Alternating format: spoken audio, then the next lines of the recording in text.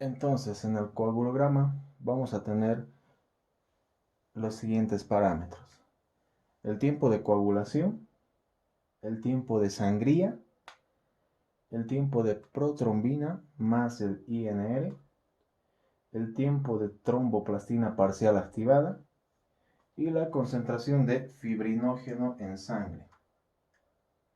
Vamos a explicar cada uno de ellos. El tiempo de coagulación.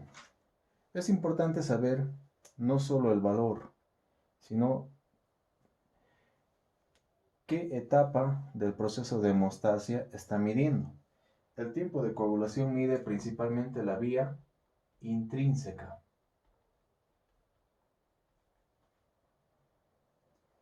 El tiempo normal es de 5 a 10 minutos.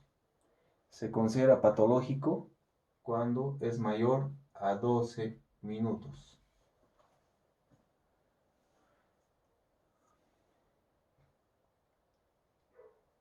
Y consiste en la medición de la formación del coágulo desde el momento que se ha llenado la jeringa con la muestra de sangre, se ha vaciado en el tubo de ensayo y es posible volcar ese tubo sin que el coágulo se desprenda. ¿Sí? Entonces es un parámetro fácil de medir que toma de 5 a 10 minutos y mide la vía intrínseca. ¿En qué cuadros se incrementa? Incrementa, por ejemplo, todas ellas van a incrementar en pacientes que están anticoagulados, ya sea con heparina o con warfarina. ¿Sí? Eso es de ley, los anticoagulantes incrementan el tiempo de todos ellos. Pero también por deficiencia de los dos factores hemofílicos principales, del 8 y del 9. ¿Sí? Tiempo de coagulación. El tiempo de sangría. El tiempo de sangría mide la hemostasia primaria sobre todo. Tiene un tiempo, dependiendo del método, de 2 a 5 minutos hasta un máximo de 9.5 minutos. El tiempo de sangría. ¿Sí? Y se mide desde el momento que se hace la punción hasta que cede el sangrado en el epitelio que ha sido lesionado. No es un parámetro muy específico, pero sí es referente. ¿Sí? 2 a 5 minutos, un máximo de 9.5 según el método. El más importante, por lo menos hasta ahora de los mencionados, es el tiempo de protrombina. Este es dependiente de la vitamina K, no se olviden, y va a medir la vía extrínseca. Mide la vía extrínseca. ¿En qué consiste? Tenemos la muestra sanguínea. Inmediatamente, para poder tomar este parámetro, se agrega a esta muestra sanguínea el factor 3, ¿sí? De algún fabricante. Agregamos el factor 3, que es el tisular, y medimos el tiempo en que toma desde el momento de administrar el factor para la formación del coágulo. Y ese tiempo tiene que ser como promedio de 11 a 14 segundos. El parámetro es muy variable, algunos toman 10.5 a 12.5 o a 13.5, entonces como media vamos a tomar de 11 a 14. ¿Por qué es variable? ¿Y para qué existe este INR?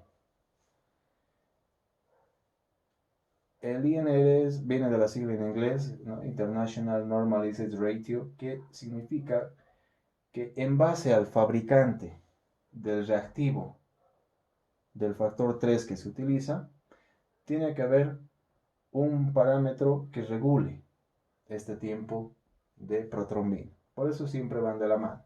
El valor del INR es de 0,8 a 1.1. así a secas, ¿sí? Entonces,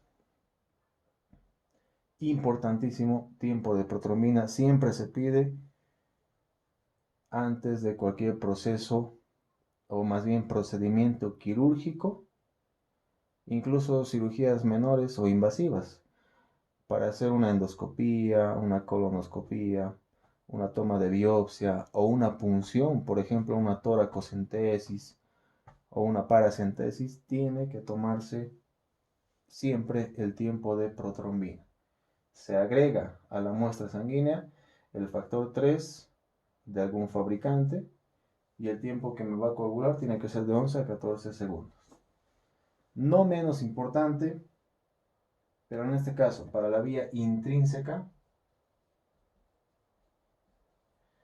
va a ser el tiempo de tromboplastina parcial activada. Tiene un valor también variable. Como media vamos a manejar de 25 a 45 segundos. En este se agregan dos componentes a la muestra de sangre y tenemos que esperar que se forme el coágulo. Se agrega en primera instancia calcio, ¿sí? Se agrega calcio y se agrega un derivado fosfolipídico llamado cefalina, proveniente de los fosfolípidos cerebrales, perdón. Se agregan estas dos sustancias a la muestra y en 25 a 45 segundos me tiene que coagular. Esta puede estar elevada en trastornos hepáticos como la cirrosis, en una coagulación intravascular diseminada o con el déficit de los dos primeros factores, del fibrinógeno y de la protrombina, ¿sí? Y finalmente los valores de fibrinógeno que también son referentes. En condiciones normales va de los 150 a los 350 miligramos de cilitro. Puede disminuir, como el fibrinógeno se sintetiza en el hígado, entonces cualquier patología hepática, cirrosis, insuficiencia, hepatitis, me va a disminuir el fibrinógeno. También enfermedades de la médula ósea. Y por el contrario, este puede aumentar en dos circunstancias. Y eso generalmente es pregunta de examen. Hay dos estados fisiológicos donde aumenta el fibrinógeno, ¿sí? El aumento fisiológico se llama. Son dos. Y siempre suele ser pregunta. Los dos son propios del sexo femenino. ¿Pueden decir cuáles serían? Uno de ellos durante la menstruación. Y cuando no hay menstruación durante 40 semanas o un poco más, durante el embarazo. Entonces, el fibrinógeno aumenta en condiciones fisiológicas durante la menstruación y durante el embarazo. Y las patológicas ya serían, por ejemplo, un infarto agudo de miocardio y el síndrome nefrótico. El riñón ayuda a metabolizar el fibrinógeno. Entonces, en un síndrome nefrótico se altera la función y se va acumulando fibrinógeno. ¿Cuál es el riesgo? Que pues hay mayor riesgo de trombosis. Si es a nivel cerebral, me va a producir un ACV, puede ser una embolia pulmonar o en cualquier otro vaso de importancia. Entonces, esos son los valores. Primero, los parámetros, qué es lo que miden, los valores del coagulograma y en qué condiciones se pueden incrementar o disminuir. Y hemos citado en el caso del fibrinógeno una condición fisiológica. No se olviden, todo procedimiento quirúrgico mayor o menor como endoscopías, colonoscopías, biopsias, tienen que acompañarse de su coagulograma del paciente. Porque si tiene algún trastorno, sobre todo de la hemostasia secundaria. Podría complicarse con sangrados excesivos. Entonces, no se olviden la importancia del coagulograma. Eso ha sido todo. Muchas gracias.